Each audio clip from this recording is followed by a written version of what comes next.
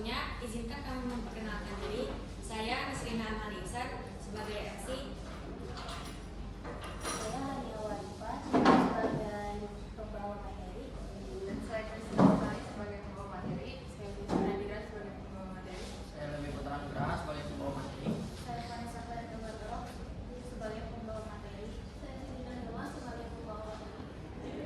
Dalam presentasi kami kali ini, kami akan menjelaskan tentang pengertian, ciri utama, periode utama, contoh musik klasik, alat musik, jenis-jenis musik klasik, musik klasik, dan kesimpulan. Sebelum kita memulai presentasi kali ini, mari kita menyanyikan lagu Indonesia Raya bersama. Dimohon hadirin semua berdiri. Hiduplah Indonesia Raya. Indonesia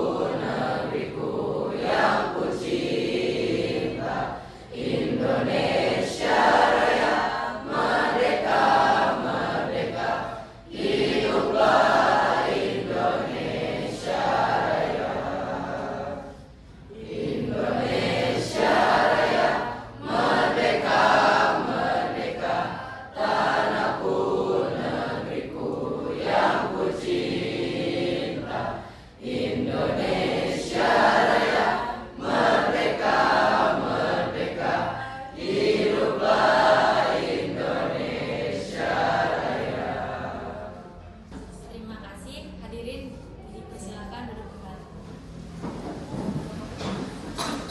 Para teman-teman yang akan memaparkan materi, waktu dan tempat saya persilakan. Pertama-tama saya akan menjelaskan apa musik klasik itu. Musik klasik adalah jenis musik dari seni barat yang berasal dari Eropa dan disusun berdasarkan aturan teori musik serta notasi atau notebook. Musik ini biasanya dimainkan dengan alat musik akustik seperti piano, biola, dan dimainkan secara serius, terstruktur, dan rapi. Nah, di sini saya akan menjelaskan ciri utama musik klasik. Yang pertama, menggunakan nota rock. Yang kedua, memiliki aturan dan struktur yang jelas. Yang ketiga, dimainkan dengan teknik yang terapi. Yang keempat, memperhatikan harmoni, melodi, dan dinamika. Yang kelima, biasanya menggunakan alat musik akustik. Yang keenam, umumnya dimainkan secara formal atau serius. Nah, ini ada periode utama musik klasik. Yang pertama, itu periode barok 16 Masehi sampai 1050, ditandai oleh komposer seperti Bach, Handel, dan Vivaldi dengan musik yang terstruktur dan kaya armonik. Yang kedua, periode klasik 1750-1920, musik berkembang dengan bentuk yang simetris dan teratur, didominasi oleh Mozart, Beethoven, dan Haydn. Juga ada periode romantis. Pada tahun 1010 sampai 1900 Masehi, musik menonjolkan ekspresi emosional dan puitis dengan komposer seperti Brahms dan Beethoven yang menghasilkan karya-karya mendalam dan penuh warna. dan periode modern atau 1900 sampai sekarang, musik klasik berkembang dengan gaya yang lebih eksperimental dan inovatif seperti impresionisme, ekspresionisme, dan minimalisme dengan tokoh penting antara lain Claude Debussy atau Igor Stravinsky. Lalu beberapa contoh musik klasik itu ada Ein Klein Nachtmusik, Swartleg, Clair de Lune, Bill Ellis, Fifth Symphony, dan The Four Seasons. Selanjutnya ada alat musik klasik. Yang pertama, alat musik gesek ada biola, viola, cello, dan kontrabas. Yang kedua, alat musik tiup ada flute, klarinet, dan trompet. Yang ketiga, ada alat musik ukur, yaitu timpani. Yang keempat, ada alat musik papan nada, yaitu piano dan organ. Selanjutnya ada jenis musik klasik. Yang pertama itu ada notasi Gregorian, adalah cikal bagian terbentuknya musik klasik. Di sini telah ada dari tahun 590 Masehi. Notasi ini memiliki 4 garis bawah not dan tidak ada irama yang menentu, hanya mengandalkan persamaan dan hikmah penyanyian. Kedua, organ. Ada jenis musik klasik di tahun 1150 Masehi sehingga 1400 Masehi. Sering banyak orang yang tidak bisa mempelajari suatu lagu yang bernada tinggi dan rendah, maka dilakukannya modifikasi menjadi musik diafoni, suatu suara yang kuat dan rendah mengikuti melodi. Selanjutnya ada basso ostinato, jenis musik klasik yang sudah ada dari tahun 1600 Masehi.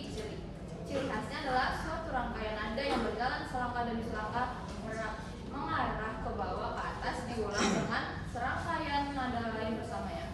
Yang keempat, homophone, yaitu musik klasik dari era 1750 sampai tahun 1825 Masehi. Musik ini klasik ini ditemukan suatu susunan kunci yang terdiri dari tiga suara dan keluar menjadi 4 atau lebih yang disebut juga sebagai musik harmoni.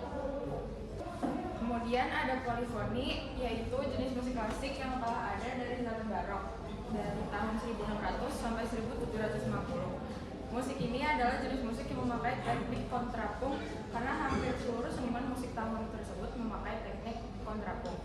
Kemudian yang terakhir ada musik klasik era modern. Musik ini muncul dan berkembang terus di era modern saat ini. Perkembangan ini dimulai sejak 1910. Banyak musik yang tergolong pada musik klasik yang terkenal di era modern seperti rock, blues, musik keagamaan, dan musik tradisional. Selanjutnya ada fungsi musik klasik, yaitu pertama sebagai sarana hiburan dan apresiasi seni, kedua sebagai media pendidikan dan pembelajaran musik, ketiga sebagai sarana ekspresi perasaan dan kreativitas seniman, keempat sebagai musik pengiring acara formal dan keagamaan, kelima sebagai sarana relaksasi dan pendidikan konsentrasi, keenam sebagai bagian dari pelestarian budaya dan sejarah musik dunia. Dan lanjut ke kesimpulan. Musik klasik merupakan jenis musik yang memiliki nilai seni tinggi dan aturan komposisi yang jelas. Musik klasik dikembangkan melalui beberapa periode dengan ciri khas masing-masing. Selain sebagai hiburan, musik klasik juga berperan penting dalam pendidikan dan pengembangan. Silakan kelompok 1. Kenalkan, nama saya Dodi Alfonso Celestianto. Nomor absen 14. Nah, kira-kira dari alat musik klasik ini biasanya dimainkan di mana ya? Apakah di sebuah orkestra atau di mana? Baik, silakan kelompok 2. Assalamualaikum warahmatullahi wabarakatuh. Saya Karina Dipasipa dari kelompok 2, saya 22. Saya ingin nanya, apakah menurut kalian ini musik klasik ini masih relevan untuk generasi muda saat ini, serta jelasinnya?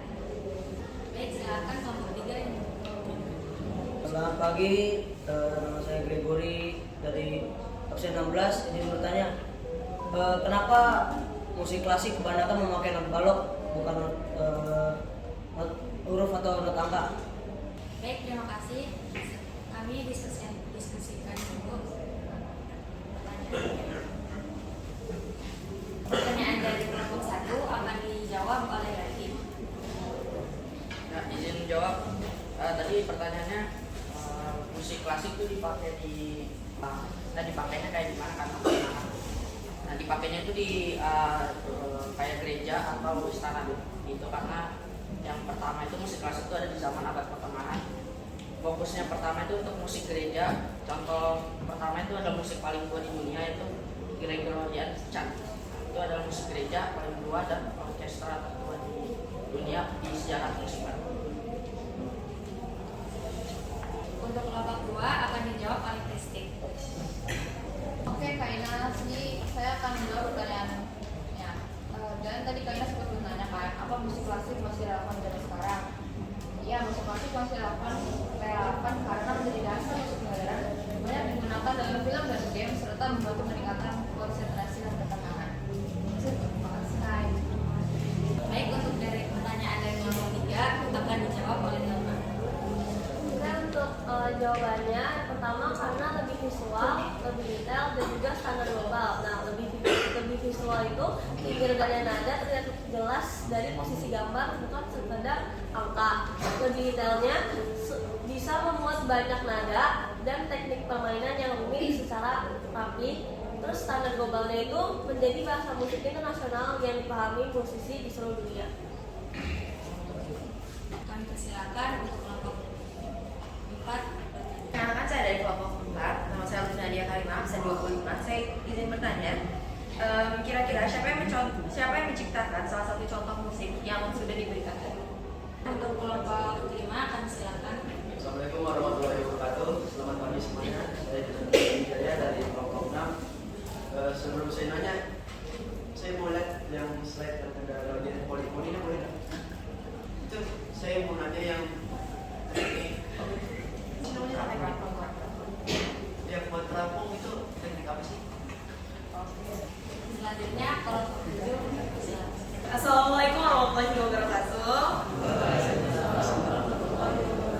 Perkenalkan, saya Clara Alifaktavia dari kelompok 7. Sebelumnya saya izin bertanya untuk kelompok 5, bagaimana sih pengaruh musik klasik terhadap kehidupan sehari-hari, sedangkan kita kan mungkin kebanyakan dari kita tuh mengalami atau melihatnya tuh musik modern gitu.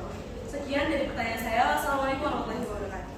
Terima kasih. Izinkan kami melanjutkan diskusi untuk menjawab. Pertanyaan dari kelompok 4 akan dijawab oleh Delma. Oke, untuk pencipta dari lagunya itu, yang pertama ada Klein Musik itu pembuatnya Wolfgang Amadeus Mozart. Terus ada Swan Lake yang dibuat oleh Friedrich Prokofiev. Terus ada Clair de Lune dibuat oleh Claude Debussy. Terus ada Fleur Alice itu dibuat oleh Ludwig van Beethoven.